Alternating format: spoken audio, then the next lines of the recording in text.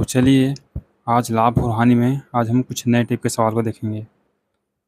2/3 भाग 5% लाभ पर और शेष भाग 2% हानि पर बेचा जाता है। यदि कुल लाभ 400 रुपये है तो सामान का क्रय मूल्य ज्ञात कीजिए। देखिए इस सवाल को करने का तरीका और बेहतरीन तरीके को बताता हूँ, ठीक है।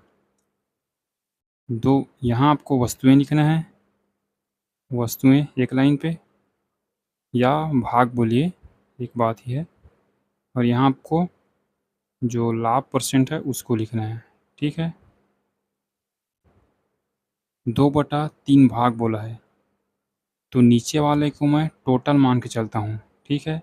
जिसमें से 2 भाग मतलब पहला वाला भाग है, ठीक है, 2 है तो बचा कितना, 1 भाग, क्योंकि मैंने टोटल 3 माना है।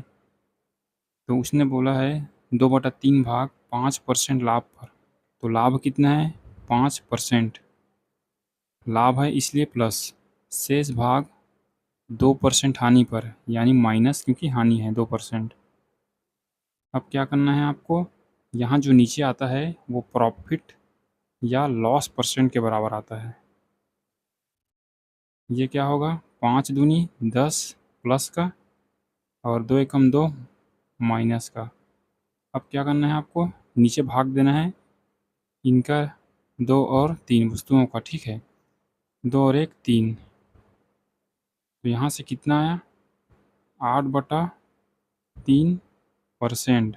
ये हमारा लाभ है परसेंट में, लेकिन उसने रुपए में 400 दे रखा है तो इसी के बराबर होगा। तो 1% का मान किसके बराबर होगा, 400। 8/3 नीचे, तो नीचे 3 है तो ऊपर चला जाएगा, गुणा 3। तो यहाँ से 100% का अगर मान निकालूँ तो 100 से गुणा करना पड़ेगा, ठीक है। तो कितना आएगा, 8 से 50 बार में 150 और डबल ज़ीरो यानी 15,000 रुपये इसका क्रय मूल्य था। उम्मीद करता हूँ इस टाइप का सवाल अगर दिखे तो ये तरीका आपसे बन जाए, ठीक है, इस तरीके से आप बना लोगे। 1/3 वस्तुएं 15% लाभ पर, 1/4 भाग या वस्तु बोलो 20% लाभ पर व शेष को 24% के लाभ पर बेचा तो उसे 62 रुपये का लाभ हुआ। तो वस्तु का क्रय मूल्य देखिए, यहाँ 1/3 और 1/4 भाग दिया है, तो आप क्या कीजिए हर का एलसीएम ले लीजिए, 4 तिया 12। अगर इसका 1/3 निकालूं तो क्या होगा, 3 चौक यानी 4 ये होगा। अगर इसका 1/4 निकालूं तो ये 3 होगा, तो 4 3 7 तो ये हो गया, और बचा भाग कितना होगा 5 होगा, तभी तो कुल मिला के 12 होगा। 7 और 3 4 और 3 7 और 5 12, ठीक है। तो कितना है 4:3:5, ठीक है। ये वस्तुएं हैं तो इसको 15% लाभ पर, इसको 20% लाभ पर, प्लस क्यों, क्योंकि लाभ है, और इसको 24% लाभ पर। तो यहाँ प्रॉफिट या लॉस परसेंट क्या होगा, प्रॉफिट दिया है ना, हाँ ठीक है, 65 रुपये लाभ दिया है तो प्रॉफिट परसेंट कितना होगा, 15 चौक 60, 20 तिया 60, 24 पंचे 120, और इनका अब जो वस्तुएं हैं उनका योग कीजिए, 4 3 7 और 5 12। तो ये कितना आया 240/12। तो ये 20% आपका क्या आया, प्रॉफिट आया। तो 20% किसके बराबर होगा, 65 के बराबर होगा।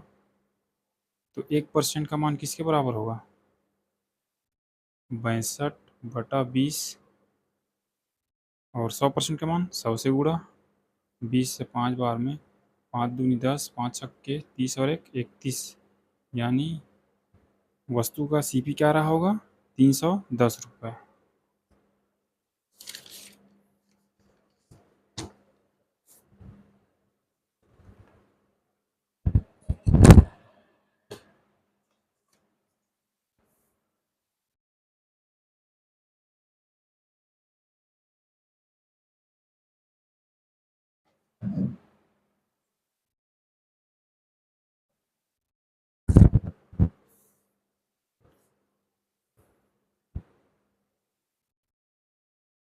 एक व्यक्ति 10,000 रुपये में टीवी, 5,000 रुपये में टेबल खरीदता है। वह टीवी को 8% लाभ पर बेचती है। पूरे लेन-देन पर 10% लाभ प्राप्त करने हेतु टेबल को कितने परसेंट लाभ पर बेचे? सेम वही सवाल है। ये टीवी है और ये टेबल है। टीवी की कीमत कितना है? 10,000 और इसका 5,000। तो इनका रेशियो ले लो। 3 जीरो से 3 जीरो खत्म, 5 से 2 बार में, यानी 2 1 का आएगा। ठीक है रेशियो। टीवी को 8% के लाभ पर और पूरे लेन देन पर देखिए ये सवाल थोड़ा अलग है। यहाँ हम क्या लिखते थे? Profit percent. तो इसी को पूरे लेन देन पे 10% दे दिया है पहले से। ठीक है। तो उसने बोला है टेबल को कितने परसेंट लाभ पर बेचे। तो एक समान लो इसको, अब हल कर लो। 8 दूनी 16 और प्लस x होगा और इनका जोड़ 2 और 1 3। तो देख लो 10 या 30 बराबर 16 प्लस x। तो 16 इधर जाकर माइनस हो जाएगा, तो x का मान कितना होगा? 30 में 16 जाएगा तो 14% इस सवाल का सही जवाब है।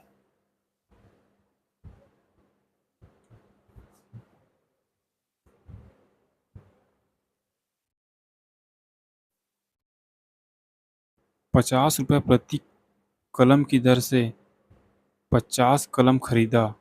वह 40 कलम 5% हानि पर बेचा। बचे हुए कलमों को कितने परसेंट लाभ पर बेचे कि कुल लाभ 10% हो? देखिए इस लाइन का कोई मतलब नहीं है। ₹50 प्रति कलम, इसका कोई मतलब नहीं है इस सवाल में। आपको 50 कलम बोल दिए हैं ना, जिसमें 40 कलम, अगर टोटल 50 कलम है और ये 40 है तो बाकी 10 रहा होगा। तो इसको काट लो 1:4 में। 5% हानि, यानी ये हानि वाला है, इसलिए माइनस परसेंट में। और इस बार टोटल भी दे रखा है, यहाँ कितना है? 10%। इसको एक से मान लो क्योंकि ये बचा हुआ कलम है। एक रेशियो और कितना होगा? 5 चौक 20 माइनस का प्लस का x और इनका योग 4 1 5। तो यहाँ से कितना आएगा? 50 20 प्लस x। तो x का मान क्या होगा? ये माइनस इधर जाके प्लस में हो जाएगा। तो 50 और 20 70% के लाभ पर बेचना पड़ेगा बचे हुए कलमों को। उम्मीद करता हूँ इस टाइप का सवाल आपसे अगर एग्ज़ाम में दिखे तो आप उड़ा दोगे। 3 वस्तुएं प्रत्येक को 300 रुपये में खरीदा। देखिए सभी वस्तुओं का सीपी सेम है। 3 वस्तुएं ना, तो सभी का 300 रुपया है। तो इसको एक एक रेशियो मान लो, क्योंकि अगर मैं 300 भी लिख दूँ यहाँ पे तो उसको काट के आप एक ही तो लिखोगे, इसलिए मैंने पहले से ही एक लिख लिया। इन वस्तुओं को 10% क्रमशः, इसको 10% के लाभ पर, इसको 5% के लाभ पर और इसको -15 यानी हानि है। बस सवाल ख़त्म है। आपको 10 ये रहा, 5 ये रहा और ये -15 रहा और इनका योग कितना है? भाग दीजिए। 1 2 3 3। तो यहाँ से 10 5 15, 15 से 15 ख़त्म हो गया, यानी 0/3, यानी 0 ही आएगा। 0% लाभ या हानि होगा। ठीक है। उम्मीद करता हूँ अगर इस टाइप का सवाल दिख जाए आपको एग्ज़ाम में तो आप आसानी से कर लोगे। चलिए मिलते हैं अगली क्लास में, तब तक के लिए धन्यवाद।